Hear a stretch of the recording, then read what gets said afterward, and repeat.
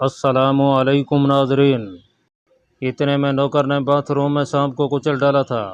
वो सांप की छोटी सी कुचली हुई लाश को एक गत्ते पर रख कर ले आया। बड़ा जहरीला सांप था साहब जी। बंदरी आंखें बंद करके अपनी माता से लिपट गई। उसकी माता ने उसे सीने से लगा लिया और कहा, महाराज यहाँ ना होते तो क्या होता। भगवान तेरी दिया है कि तूने आज महाराज को हमारे घर भेज दिया। विंग कमांडर भटनागर भी मेरी खुशामद करने लगा। इतने में डॉक्टर एम्बुलेंस लेकर आ गया। यह एक सिख डॉक्टर था। उसको जब पता चला कि एक साधु जी ने एक मनके से सांप का सारा जहर लड़की के जिस्म से निकाल दिया है तो उसे यकीन न आया। उसने बंदनी की नब्ज देखी। बंदनी बिल्कुल भली चंगी थी। पेंडली पर सांप के कांटे का जख्म भी देखा। जख्म ठीक हो रहा था। नीला निशान भी गायब हो रहा था। सिख डॉक्टर ने कहा, बच्ची को अस्पताल ले जाकर इसका ट्रीटमेंट करना होगा। यह बहुत ज़रूरी है। सावित्री ने कहा, लेकिन बंदनी के जिस्म में जहर तो है ही नहीं। वो तो ठीक है भैया, सिख डॉक्टर बोला, लेकिन हमें पूरा चेकअप करना होगा और अगर सांप का जहर खून से खारिज भी कर दिया गया है तब भी हमें बच्ची का ट्रीटमेंट करना होगा। बंदनी कहने लगी, अंकल मैं तो बिल्कुल ठीक हूँ, दर्द भी नहीं हो रहा, फिर भी बेटी तुम डॉक्टर के साथ अस्पताल चली जाओ। बंदनी के बाप ने कहा। बंदनी कंधे उचकाकर बोली, ओके डैडी। विंग कमांडर खुद अपनी बच्ची को एम्बुलेंस में साथ लेकर एयरफोर्स के अस्पताल की तरफ रवाना हो गया। सावित्री तो मेरे आगे पीछे बिछी जा रही थी और बार बार कह रही थी कि अगर मैं वहाँ ना होता तो उसकी बच्ची को कोई नहीं बचा सकता था। मैंने सावित्री से अगले रोज़ शाम को आने को कहा और उसके इसरार के बावजूद वहाँ ना रुका और माता शेरावाली का जयकारा बुलंद करता बंगले से निकलकर अपने मंदिर की तरफ रवाना हो गया। अब मेरा निशाना मिसेस भटनागर नहीं है बल्कि विंग कमांडर भटनागर था। दूसरे रोज़ शाम को मैं इन लोगों के बंगले पर गया तो विंग कमांडर भटनागर भी मेरा इंतज़ार कर रहा था। उसकी बेटी बंदनी भी चहक रही थी। वो भी मेरी ज़बरदस्त मुतक़िद हो चुकी थी, मगर मुझे उससे कोई दिलचस्पी नहीं थी। मेरी सारी तवज्जो विंग कमांडर की तरफ मरकूज़ हो गई। मैंने उसे कहा कि उसकी तरक्की के कागजात जल्द मंजूर होकर वापस आ जाएंगे। अब मैं ये नहीं कह सकता कि कुदरत ने मेरी दुआ कबूल की या विंग कमांडर साहब की तरक्की का वक्त आन पहुंचा था। वो जैसी तरक्की चाहते थे वो हो गई। और एक मज़ीद खुशकिस्मती ये हुई कि विलय से उनके बेटे परशोत्तम का ख़त भी आ गया। अब तो इस घर में मेरा ज़बरदस्त रौब बैठ गया। सब ही मेरे अकीदतमंद हो गया। मेरी इजाज़त के बगैर कोई घर से बाहर नहीं निकलता था। सावित्री बड़ी खुश थी। मैं भी दिन का ज़्यादा हिस्सा वहीं गुजरता। एक रोज़ विंग कमांडर भटनागर मेरे करीब बड़े अदब से बैठा था कि मैंने उसे कहा, तू नादान है, कर्म कांड के चक्कर में फंसा है, तेरे हाथ से पुरुष के माथे से लहू निकला। जानता हूँ वो पुरुष हमारा दुश्मन है, परंतु फिर भी वो जीवात्मा है। भगवान तुझसे नाराज थे, पर मैंने तेरी सिफारिश की और तेरे घर के पांट कट गया। विंग कमांडर कहने लगा, स्वामी जी, जिस पुरुष को मैंने मारा था वो हमारे देश का दुश्मन है। मैंने बड़े जलाली अंदाज में कहा, तुम हमें क्या बताते हो बालक, हम इंतरियामी हैं, हम सब जानते हैं कि वह दुश्मन का जासूस है। विंग कमांडर पर मेरा पहले ही बहुत असर था। हाथ जोड़कर बोला, स्वामी जी, आप तो दिलों के भीत जानते हैं। जब दुश्मन का कोई जासूस पकड़ा जाता है तो उससे पूछगुछ करते हैं, उसको मारा पीटा भी जाता है ताकि वो अपने साथियों के बारे में बताए कि वो कहाँ कहाँ छुपे हुए हैं। मैंने फ़ौरन कहा, मगर इस जासूस ने तुम्हें कुछ नहीं बताया? बोलो, नहीं बताया ना? जी नहीं स्वामी जी। विंग कमांडर ने दबी जबान में तरफ किया। मैंने आंखें बंद कर लीं और कुछ श्लोक पढ़े। फिर आंखें खोलकर पूछा, क्या तू चाहता है कि वह तुम्हें पाकिस्तान के सारे राज बता दे? क्या इस तरह से दफ्तर में तेरी नेकनामी होगी? विंग कमांडर बड़े पुरजोश अंदाज में कहने लगा, हाँ स्वामी जी, मेरी मज़ीद तरक्की हो जाएगी। क्या कोई ऐसा तरीका है कि यह दुश्मन का जासूस अपनी ज़बान खोल दे? इसे हमने बड़ा मारा पीटा है, हर तरह की अजियत दी है, पर वह बिल्कुल नहीं बोला। यह पाकिस्तानी कमांडो है स्वामी जी, इन्होंने कश्मीर में हमारे पोला।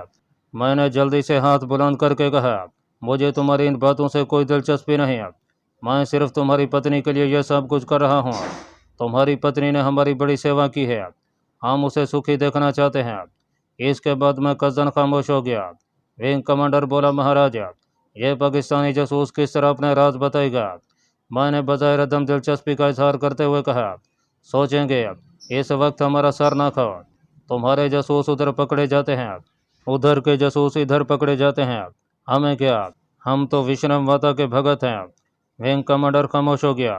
सावित्री आ गई। उसने मेरे लिए खाना लगवा दिया। मैं खाना खाकर चलने लगा तो विंग कमांडर खुद मुझे अपनी गाड़ी में छोड़ने मंदिर तक आया। दूसरे रोज़ फिर उसने गाड़ी भेज दिया। उस रोज़ भी मैंने अपने कमांडो साथी के बारे में आज खुद कोई बात ना किया। विंग कमांडर ने अपनी पत्नी के जरिए मुझसे कहलवाया कि वो कौन सी तरकीब है जिस पर अमल करने से पाकिस्तानी जासूस अपने मुल्क के खुफिया राज बता देगा। मैंने सावित्री को भी डांट दिया कि मुझे इन बातों से कोई दिलचस्पी नहीं। जब मुझे यकीन हो गया कि मेरी बज़ाहिर अदम दिलचस्पी का रंग कमांडर पर भरपूर असर कर चुका है तो मैंने उसे साथ लिया और धूप में बहर बाग में आकर बैठ गया और कहा, हमें विष्णु माता की तरफ से हुक्म हुआ है कि हम तुम्हारी मदद करें और तुझे वो तरकीब बता दें जिसके ज़रिए पाकिस्तानी जासूस अपने मुल्क के खुफिया राज उगल देगा। विंग कमांडर भटनागर ने हाथ बांध लिया और बड़े इश्तियाक से बोला, मैं आपका सारी उम्र सेवक रहूँगा। मैं थोड़ी देर यूं ही आंखें बंद किए बैठा माला फेरता रहा, फिर आंखें खोलकर हरिओम का नारा लगाते हुए विंग कमांडर की तरफ देखकर कहा, अगर तुम चाहते हो कि मैं उस पाकिस्तानी जासूस से उसके सारे राज उगलवाऊँ तो तुम्हें उसे यहाँ इस बंगले में लाना होगा। विंग कमांडर भटनागर का चेहरा संजीदा हो गया। उसने गहरा सांस लिया और बोला, गुरुजी, ये मेरे इख्तियार में नहीं है। पाकिस्तानी जासूस को मैं कमांड एरिया से बाहर नहीं ला सकता। मैं समझ गया कि वो मेरे साथी को बंगले में नहीं लाएगा। मेरी एक स्कीम तो फेल हो गई थी। मैं चंद सेकंड खामोश रहा, फिर बोला, मैं तो ये सब कुछ तेरी भलाई के लिए कर रहा हूँ, वरना मुझे इन बातों से क्या दिलचस्पी हो सकती है। ऐसा करो कि तुम मुझे उसके पास ले चलो, मैं वहीं उस पर मंत्र पढ़कर अपने आप में करके खुफिया राज उगलवा लूँगा। अगर तुम ऐसा भी नहीं कर सकते तो फिर तुम जानो तुम्हारा काम। हरिओम हरिओम। विंग कमांडर को सोच कर बोला, इसकी मैं कोशिश करूँगा। मिसेस भटनागर थाली में मिठाई लेकर बाहर बाग में आ गई। उसने बड़े अदब से मिठाई पेश किया। मैंने एक लड्डू उठा लिया। मेरा जहन बड़ी तेज़ी से यह सोचने लगा था कि अगर मैं अपने साथी के पास पहुंच भी गया तो उसे वहां से कैसे निकालूंगा। कहीं ऐसा तो नहीं होगा कि मैं खुद भी फंस जाऊं, मेरा भांडा भी फूट जाए। कई किस्म के शकूक और अंदेशे जहन में सर उठा रहे थे। विंग कमांडर ने इसके बाद मुझसे जासूस के बारे में कोई बात ना किया। मैंने भी इस जिक्र को छेड़ना मुनासिब ना समझा। मैं वापस चलने के लिए उठा तो मिसेस भटनागर ने मेरे चरण छुए। विंग कमांडर भटनागर मुझे गाड़ी तक छोड़ने आया। उसने ड्राइवर से कहा कि गुरुजी को मंदिर छोड़े, फिर मेरी तरफ देखकर हाथ जोड़े। महाराज, कल आप पधारिएगा। मैं कोशिश करूंगा कि आपकी पाकिस्तानी जासूस से मुलाकात करा सकूं। यह मुश्किल ज़रूर है, परंतु इसमें मेरी नेक नामी का मामला भी है। मैंने कमांडर को आशीर्वाद देते हुए बेनियाजी से कहा, बच्चा, ये तुम जानो, मुझे किसी से मिलने की ख्वाहिश नहीं है। हम विष्णु माता के भगत हैं और भक्ति में ही हमारी मुक्ति और निर्वाण है। मंदिर में आकर मैं रात को भी और दूसरे दिन भी यही सोचता रहा कि अगर विंग कमांडर मुझे मेरे साथी के पास ले भी गया तो मैं उसे एक ऐसे इलाके से कैसे निकालूंगा जहां कदम कदम पर एयरफोर्स के संतरियों का पहरा लगा होगा। इसके लिए बाकायदा एक प्लान बनाने की ज़रूरत थी। मैंने सोचा कि साधु माता दास से इस सिलसिले में मशवरा करना चाहिए। दोपहर के बाद मैं मंदिर से उठकर माता दास से मुलाकात करने की गर्ज से बाग जोगियों वाले की तरफ रवाना हो गया। मैं पैदल चला जा रहा था। अब मुझे इस शहर की सड़कों से बखूबी वाकफियत हो गई थी। मैं एक बाज़ार से निकलकर दूसरे बाज़ार में दाखिल हो रहा था कि मुझे महसूस हुआ कि मेरा पीछा किया जा रहा है। यह एक लंबी दाढ़ी वाला सिख था जिसने तंग मोरी वाला पजामा और गर्म बास्केट पहन रखी थी। उसके कंधे से एक थैला लटका हुआ था। इस सिख को मैंने मंदिर से निकलते वक्त भी देखा था, लेकिन मैंने कोई ख्याल न किया। अब इसे कुछ फासले पर अपने पीछे पीछे आते और अपने साथ एक ही बाज़ार से निकलकर दूसरे बाज़ार में दाखिल होते देखा तो मैं चौकस हो गया। यह शख्स मेरा ताक़ुब कर रहा था। यकीनन इंडियन इंटेलिजेंस का आदमी था। मैं मोहतात हो गया। इस वक्त तक मैं बाग जोगियों वाले के गेट पर पहुंच चुका था। यह देखकर मेरे हवास गुम हो गए कि साधु की झोंपड़ी मस्मार हो गई थी और सिपाही वहां खड़े अपनी निगरानी में साधु की एक शाही की तलाशी ले रहे थे। माता दास या तो गिरफ्तार कर लिया गया था या फरार हो चुका था। मैंने वहां रुकना मुनासिब ना समझा और आगे निकल गया। बाग में लोग चल फिर रहे थे। बाग के दूसरे गेट से बाहर निकलते वक्त मैंने बड़ी चालाकी से पीछे निगाह डाली तो वो उसी कुछ फासले पर मेरे पीछे पीछे चला रहा था। मैं ज़्यादा मोहतात होकर चलने लगा। चौक में एक साइकिल रिक्शा लिया और उसे रेलवे स्टेशन की तरफ चलने को कहा। 2-3 बाज़ारों से रिक्शा गुजरा होगा कि मैंने एक जगह पुलिस खड़ी देखी। मैंने रिक्शे वाले को अंदर बैठे बैठे 5 रुपए दिए। रक्षा रुक गई और तेजी से बस में सवार हो गया। बस एक तरफ रवाना हो गई। यह शहर की बस थी। अगले स्टॉप पर बस रुकी तो मैं उतर आया। यहाँ से फिर एक साइकिल रिक्शा लिया और वापस अपने मंदिर आ गया। यहाँ पहुंचकर अलाव के गिर्द बैठ गया। मेरे अकीदतमंद वैसे ही बैठे थे। मेरी तेज निगाहें सिख को तलाश कर रही थीं। वो कहीं पीछे रह गया था, लेकिन मुझे बेचैनी सी लग रही थी कि अगर साधु माता दास पकड़ा गया है तो फिर मैं भी गिरफ्तार हो सकता हूँ। मुझे अपने ऑपरेशन पर तेज़ी से अमल शुरू कर देना चाहिए। अभी थोड़ा दिन बाकी था कि मैं उठा और हरिओम का जाप करता सड़क पर आ गया। मुझे वो अब से कहीं नज़र नहीं आ रहा था। यह अच्छी बात थी। मैंने रक्षा पकड़ा और उसे एयरफोर्स कॉलोनी की तरफ चलने को कहा। विंग कमांडर के भटनागर के बंगले पर खामोशी तारी थी। मैंने जय माता वैष्णव का नारा लगाया तो मिसेस भटनागर और उसकी बेटी बंदनी लपेट कर मेरे स्वागत को बहरा गई। मुझे बड़े एहतराम से अंदर ले जाया गया। विंग कमांडर अभी नहीं आया था।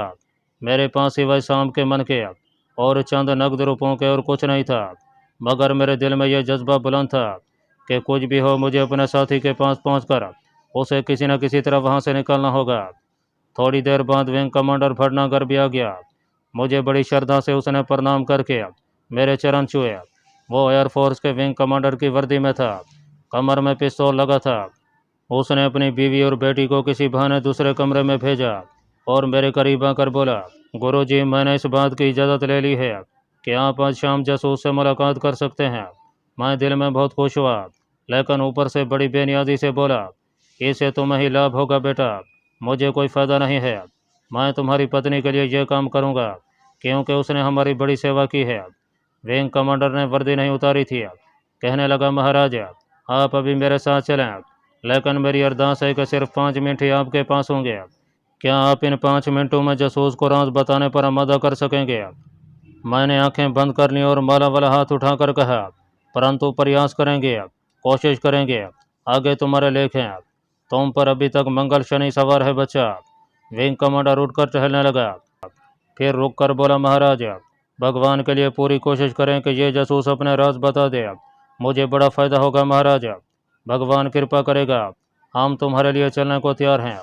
विंग कमांडर ने अपनी पत्नी से यह कहा कि एक दोस्त मेरे दर्शन करना चाहता है क्योंकि वो बीमार है और खुद नहीं आ सकता, इसलिए गुरुजी को तकलीफ देकर वहां ले जा रहा हूँ। चलने को तो मैं विंग कमांडर के साथ चल पड़ा था, मगर मेरी समझ में नहीं आ रहा था कि मैं क्या करूँगा।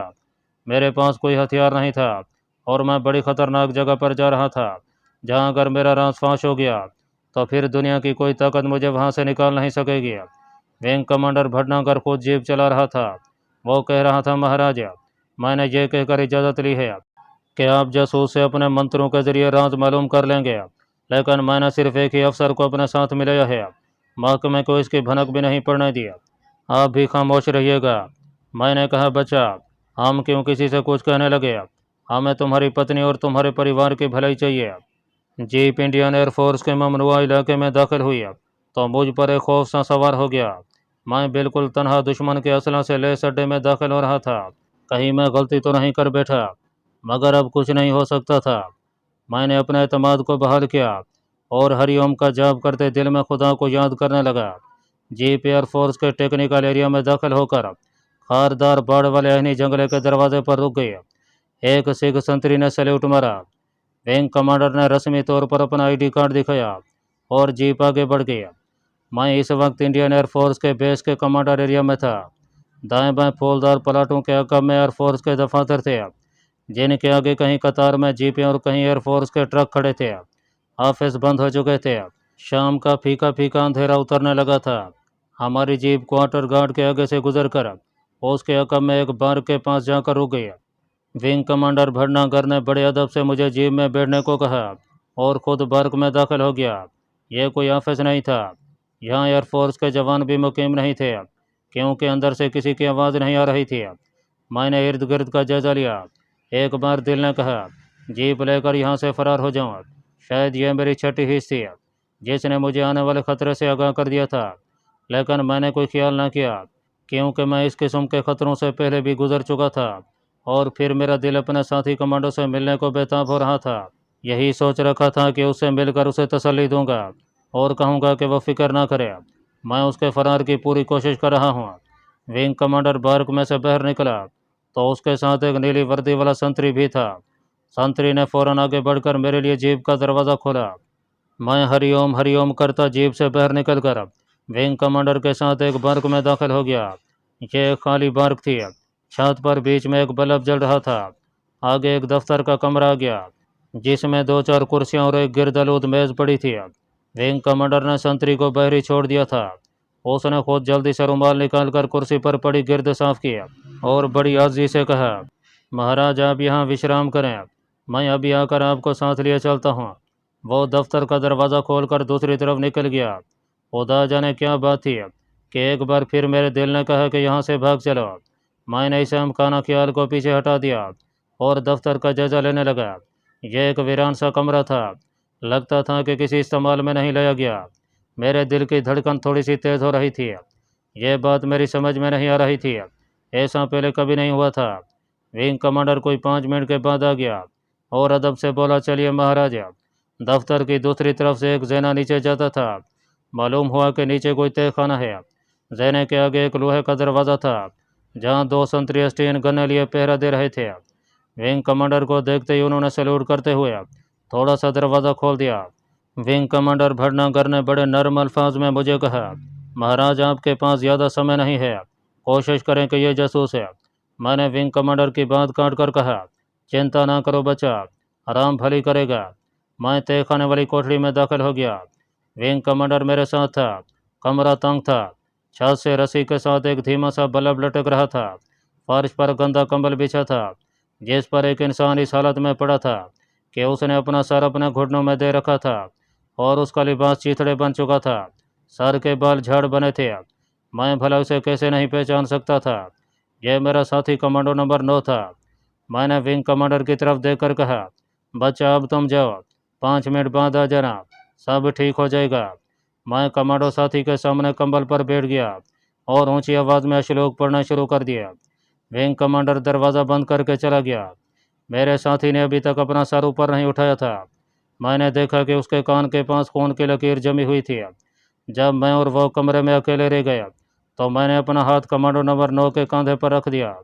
उसने सर उठाया।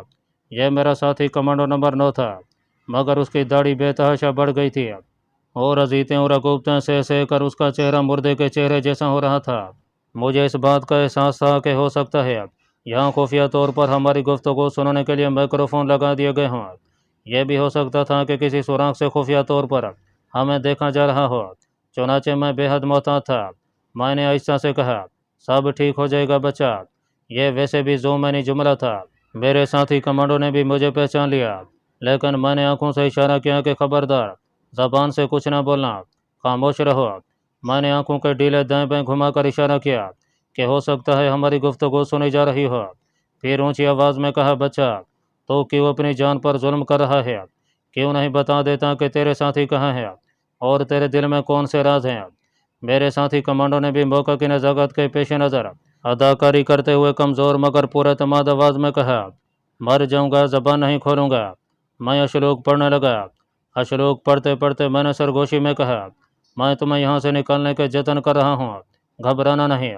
फिर साथ ही बुलंद आवाज़ में कहा, बच्चा थोड़ी देर बाद तू सो जाएगा, फिर मैं तुमसे जो पूछूंगा तुम सच सच बता दोगे। मैं ऊंची आवाज़ में श्लोक पढ़े जा रहा था।